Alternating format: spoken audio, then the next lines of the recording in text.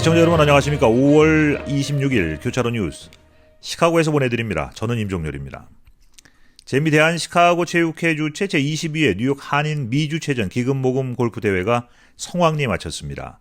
대회는 24일 오후 1시 30분 머린고에 위치한 블랙스톤 골프클럽에서 열렸으며 120명이 참석해 실력을 겨뤘습니다.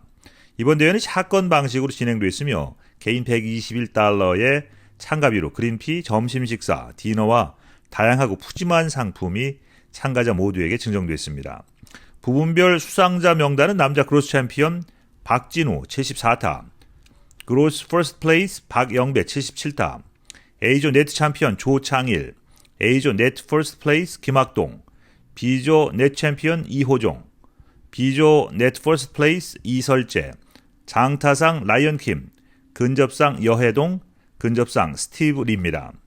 여자 그로스 챔피언 이혜란 77타, 네트 챔피언 염수정, 네트 퍼스트 플레이스 김신혜, 장타상 최진희, 근접상 고명희, 근접상 애나 손등입니다. 대회 후에는 나일스 바비큐 가든에서 저녁 식사와 함께 시상식이 열렸습니다. 한편 재미대한 시카고 체육회는 6월 23일 개최하는 제22회 뉴욕 한인 미주체전에 참가할 예정입니다. 김대희 회장은 44년에 걸쳐서 22번이나 개최할 정도로 크게 성장한 한인 미주체전이 지속적으로 한인 2세와 3세들에게 전달될 수 있도록 시카고 교민 여러분들의 많은 참여와 지속적인 관심을 부탁드린다고 전했습니다. 후원 문의는 한상철 부회장 773-717-2277, 김태영 사무총장 708-209-9386으로 하시면 됩니다. 미국 FC 바르셀로나 유스팀에서 엘리트 축구 선수 과정에 있는 박예창 선수는 축구를 배우고 싶은 학생에게 무료로 축구를 가르쳐주고 있습니다. 8살부터 엘리트 축구 교육을 받은 박예창 선수는 자신의 경험과 노하우를 나누기 위해서 도움의 손길을 내밀고 있습니다. 박예창 선수는 바르카 U14에서 미드필더로 활약하며 다수의 골과 어시스트로 팀을 토너먼트 대회, 리그에서 우승과 준우승을 하는데 많은 기여를 했으며 현재는 YSSL 디비전 2에서 활약하고 있습니다. 또한 그는 더 많은 학생들이 축구에 열정을 키우고 자신을 발전시킬 수 있도록 도와주는 것에 관심을 가지고 있습니다. 박예창 선수는 얘들아 축구하자라는 테마로 학생들을 방 안에서 밖으로 이끌어내 축구를 통해서 정신적, 육체적으로 건강해지고 좋은 만남을 갖고자 하는 학생들을 모집하고 있습니다. 또한 그는 학생들이 축구만큼 중요한 가치들을 배울 수 있도록 지속적인 멘토링과 조언을 제공합니다. 학생들은 축구를 통해 팀워크, 리더십, 인내와 근성 등을 배울 수 있으며 자신의 잠재력을 발견하고 발전시킬 수 있는 기회를 얻을 수 있습니다. 박예창 선수의 무료 축구 캠프는 많은 학생들에게 희망과 동기부여를 주고 있습니다. 그 열정과 배려로 축구를 사랑하고자 하는 학생들은 더 나은 미래를 향한 발걸음을 내디딜 수 있을 것으로 기대됩니다. 문의는 224-817-2090번으로 문자로만 하실 수 있습니다. 내육교 한인장로교회 부설 싱싱실버대학이 2023년 봄학기 종강식을 성황리에 마쳤습니다. 종강식은 5월 23일 나일스에 위치한 싱싱실버대학에서 진행됐으며 특강 선생님을 포함해서 200여 명이 참석했습니다. 종강 예배 및 교장 인사, 작은 음악회 순으로 행사가 진행됐으며 회원들은 그동안 배운 기량을 음악회를 통해 발휘했습니다.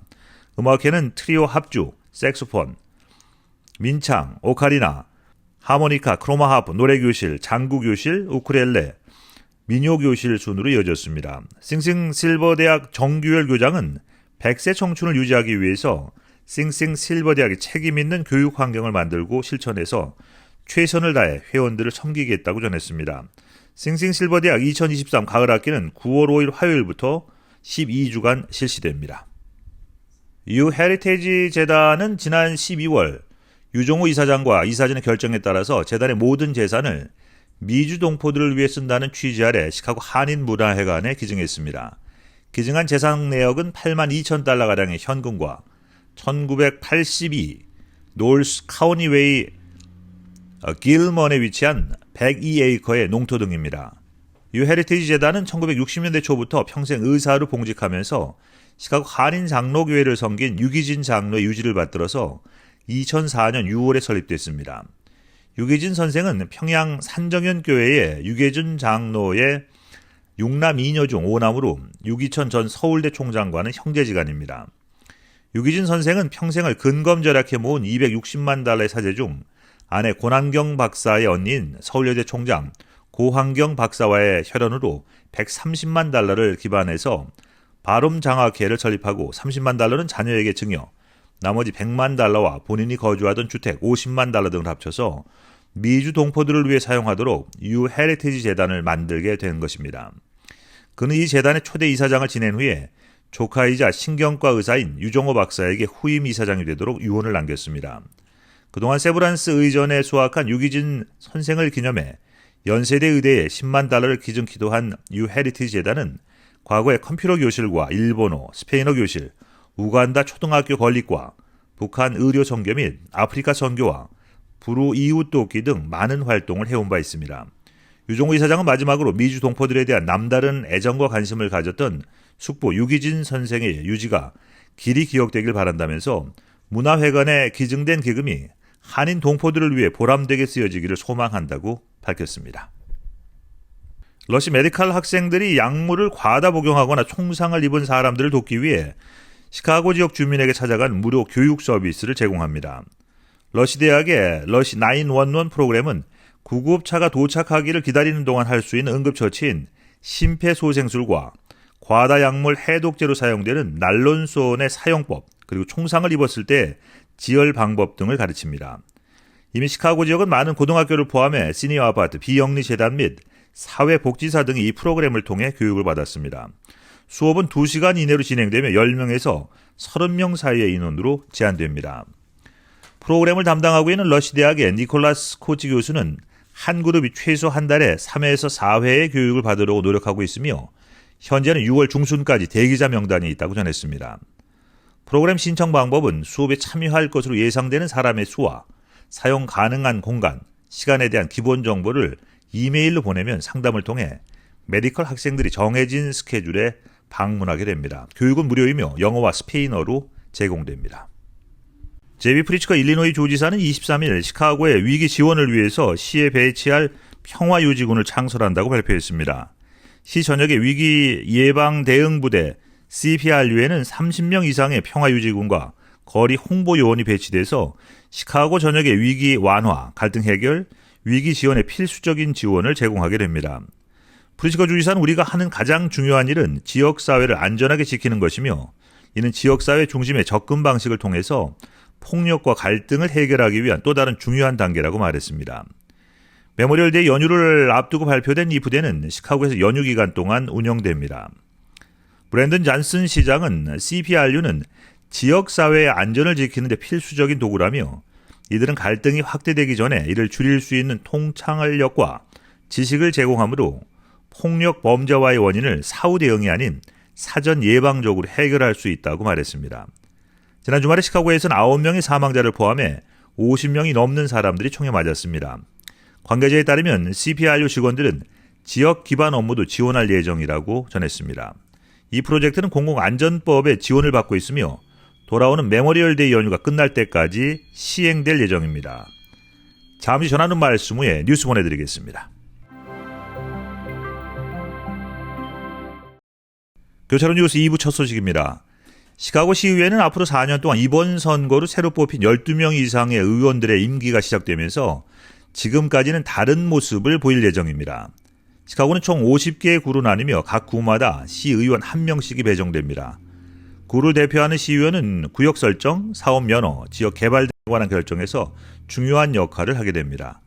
2022년과 2023년 시장 출마를 위해 여러 명의 오랜 시의원들이 사임, 은퇴 또는 자리를 포기했습니다.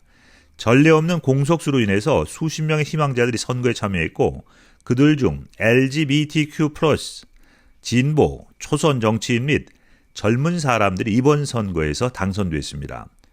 지난 금요일 통과된 법안으로 인해서 일리노이의 모든 공립학교는 2027년까지 종일반 유치원을 운영할 수 있게 됐습니다.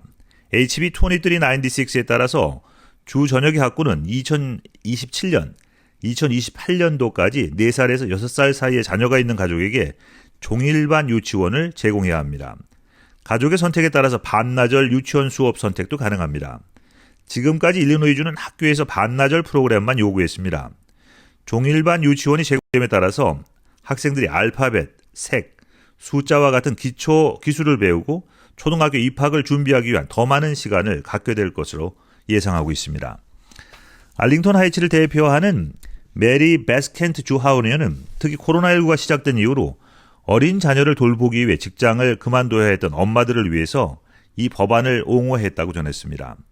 지금까지 일리노이주의 약 150개 학군에서는 종일반 프로그램을 제공하지 않았고 일부는 최근에 제공을 시작했습니다. 리버 포레스트 학군 90 및 다우너스 그로버 학군 58은 올가을 종일반 유치원으로 전환할 예정입니다. 이 법안은 총회에서 양당의 지지를 받았음에도 불구하고 교육부 지도자들은 전일제 유치원을 만드는 것이 더 많은 어린이들을 위한 공간을 찾고 더 많은 직원을 고용해야 하기 때문에 교육부에 비용이 많이 들 것이라고 우려했었습니다. 차량 도난 사건이 작년에 비해 크게 감소했다고 ABC 뉴스가 보도했습니다. 데이터에 따르면 운전자가 있는 차량의 탈취는 상당히 감소한 반면 주차장 및 길거리에 세워놓은 일반 자동차 절도는 상당히 높은 것으로 나타났습니다. 두 범죄 차량 절도는 모두 차량 도난으로 분류되지만 도로 위에서 운전자에게 총을 겨누거나 무기를 휘두르는 식의 차량 탈취는 빈 차를 노리는 자동차 절도보다 본질적으로 훨씬 위험합니다. CPD 차량 탈취 대책위원회에 따르면 차량 탈취가 자주 일어나는 벅타운에서 러저스파까지 도시의 북쪽과 북서쪽의 데이터를 통계한 결과 현재까지 차량 탈취가 27.4% 감소한 반면 차량 절도는 2020에서 2022년 연평균 대비 지난 12개월 동안 70% 이상 증가했습니다. 2022년 5월부터 2023년 5월까지 시카고에서만 2만 대 이상의 차량이 도난당했습니다. 범죄 전문가들은 소셜미디어 비디오로 인해서 이러한 붐이 부분적으로 설명된다고 전했습니다. 유명 셰프 레이첼 레이의 레이첼 레이 쇼가 수요일 마지막 에피소드를 방영하면서 시즌 17을 끝으로 막을 내렸습니다. CBS 미디어 벤처스에서 배금미 제작한 이 쇼는 2006년에 처음 방영됐고 신선한 재료로 30분 만에 요리를 만드는 법 등으로 시청자들에게 많은 인기를 얻었습니다. 쇼 호스트인 레이첼은 제2의 마사 스튜어트, 요리의 여왕으로 불리며 방송과 요리책 출판으로 막대한 수입을 올려 백만장자 반열에 들었습니다. 촬영 마지막 날에는 전 영부인인 미셸 오바마, 케이트 허디슨, 제시카 알바를 포함한 게스트들의 작별 인사가 이어졌습니다. 오프라 윈프리는 영상 편지로 매일 자신의 모습으로 나타나 우리에게 웃음과 기쁨을 안겨준 당신 정말 자랑스럽다고 감사의 마음을 전했습니다. 레이첼은 최근 프리푸드 스튜디오 프로덕션 회사를 시작했습니다. 보도자료에서 내 열정은 토크쇼 형식, 제작 및 신디케이션 모델에서 전통적인 배포 규칙에 얽매이지 않는 플랫폼으로 발전했고 곧 모든 플랫폼에서 새롭게 미식가의 재능을 소개하고 개발할 수 있게 돼 기쁘다고 전했습니다. 레이첼은 이전에 30분 식사, 레이첼 레이의 맛있는 여행, 하루에 $40 등의 쇼를 진행했었습니다. 2024년 대선 출마를 선언한 론 디센티스 플로리다 주지사가 이달 말 첫 유세를 시작합니다. ABC7에 따르면 디센티스 주지사는 오는 30일 아이오와에서 첫 대선 캠페인 일정을 시작할 방침입니다. 아이오와는 공화당 경선 초반 판세를 좌우하는 지역입니다. 그는 아이오와에서 시작해 뉴햄프셔, 사우스 캐롤라이나까지 총 12개 도시를 돌며 나흘에 걸친 유세를 소화할 것으로 보입니다. 유세의 컨셉은 위대한 우리 미국의 복귀 투어로 알려졌습니다. 디센티스 주지사 측 선거 캠페인 매니저 제너라 팩은 우리 캠페인은 조기 경선주에서 이기기 위해 시간을 쏟는데 전념하고 있다라고 말했습니다. 이어서 누구도 이 국가의 자신의 비전을 공유하려는 디센티스 주지사보다 열심히 일할 수는 없을 것이라면서 그는 이제 막 싸우기 시작했을 뿐이라고 전했습니다. 공화당 내에서 도널드 트럼프 전 대통령 대항마로 꼽히는 디센티스 주지사는 이날 트위터 음성 스트리밍 서비스 스페이스를 통해서 대선 출마를 공식 선언했습니다. 최근 여론조사 추이를 보면 공화당 내에서는 트럼프 전 대통령의 압도적인 지지를 받지만 디센티스 주지사는 조 바이든 대통령과의 가상 대결에선 종종 우위를 보였습니다. 세계적인 온라인 동영상 서비스 OTT 플랫폼 넷플릭스가 계정을 공유하는 사용자에 대한 단속을 공식적으로 시작합니다. CNN 비즈니스에 따르면 넷플릭스는 비밀번호 공유 제한을 위해서 오랫동안 계획된 조치의 일환으로 비밀번호를 공유하는 모든 가입자들에게 이메일을 발송하고 있다고 밝혔습니다. 이메일에는 넷플릭스 계정은 귀하와 함께 사는 사람들, 즉 귀하와 가족을 위한 것이라고 적혀 있습니다. 가족 구성원이 아닌 사람과 계정을 공유하기 위해선 월 7달러 99센트의 추가 요금을 내야 합니다. 넷플릭스는 지난해 비밀번호 공유가 수익성을 해친다는 이유로 단속하겠다고 발표했었습니다. 전 세계적으로 1억 가구 이상이 계정을 공유하고 있는 것으로 추정됩니다.